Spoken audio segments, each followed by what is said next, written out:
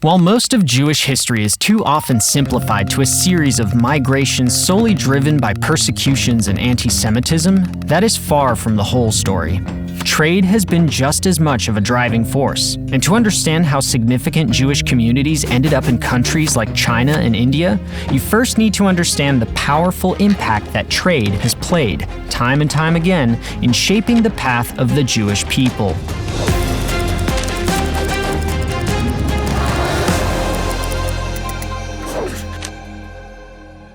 The first Jews to visit China were traders traveling from these regions, and even Western Europe as early as the 8th century. But it wasn't until the early 12th century when a Persian-speaking Jewish community settled in the city of Kaifeng, building a synagogue there in 1163.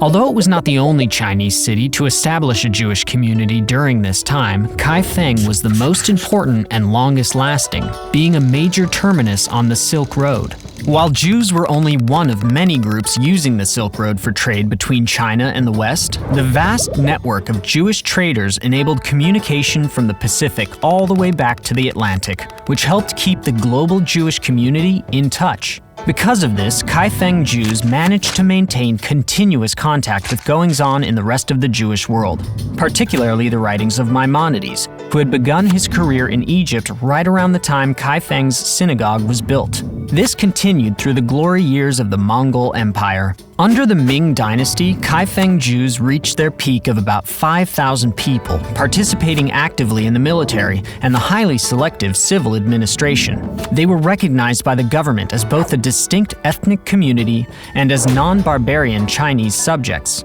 However, with the onset of the Age of Exploration, the community began to decline. In Europe, the development of ships that were large and fast enough to cross entire oceans made it cheaper and more efficient to reach China by sea than by land. That, combined with the Little Ice Age, which caused desertification and depopulation in Central Asia, all but ended the importance of the Silk Road. Back in Kaifeng, the synagogue was devastated by a series of floods, with the worst being in 1642.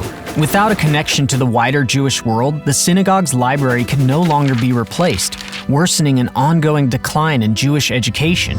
This led to greater assimilation, and by the dawn of the 20th century, fewer than 300 Kaifeng Jews remained. United mainly by the vague awareness of their Jewish heritage, they most especially abstained from eating pork, wore a localized form of the kippah, and refrained from work on the Sabbath. In the words of Sir Martin Gilbert, despite 8 centuries of Chinese influence, the Jews still retained the vestiges of their origins and were recognizably Jewish. But by the mid-19th century, their Jewishness and their knowledge of Judaism had almost entirely vanished. Despite various attempts since the 1850s to revitalize connections between Kaifeng and the wider Jewish world, the government of China has made it difficult.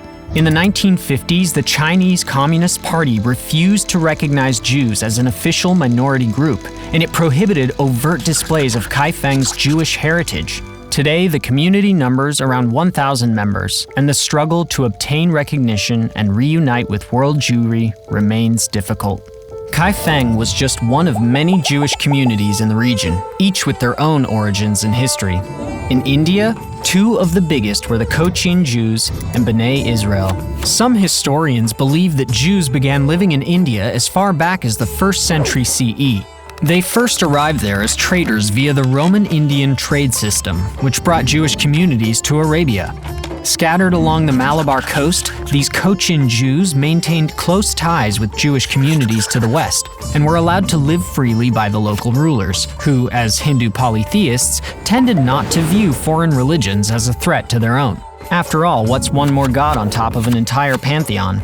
According to tradition, an additional group of Jewish traders were shipwrecked on the coast of Maharashtra and ultimately settled there, where they became known as the Bene Israel.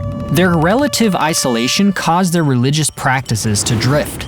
Only beginning in the 16th century did they re-engage with the wider Jewish world. Centuries later, during the early modern period, crypto-Jewish traders from Portugal began fleeing to India, mostly living alongside the Cochinim. These were Jews who had been forced by the Portuguese government to conceal their Judaism. The earlier waves of migration created from trade made the region safe for those fleeing persecution in Portuguese-controlled ports. By the 19th century, Jews fleeing the rebel government in Ottoman Iraq settled in cities like Bombay and Calcutta, later spreading to many other corners of the world. Following the independence of both India and Israel from British colonial control in the 1940s, most of India's 25,000 Jews steadily made Aliyah to Israel. This was not the result of any persecution, however. In many Jewish communities of Asia, an attachment to the Jewish homeland was much stronger ideologically than it was in Europe. The love of Israel had remained strong, and the opportunity to come back to the Jewish homeland after the long exile was seized by almost the entire community. Honestly, this only scratches the surface of Jewish life in India and China. Both countries have been joined by new Jewish arrivals in the 20th and 21st centuries, which continue to shape the life and history of both those countries and of Judaism itself.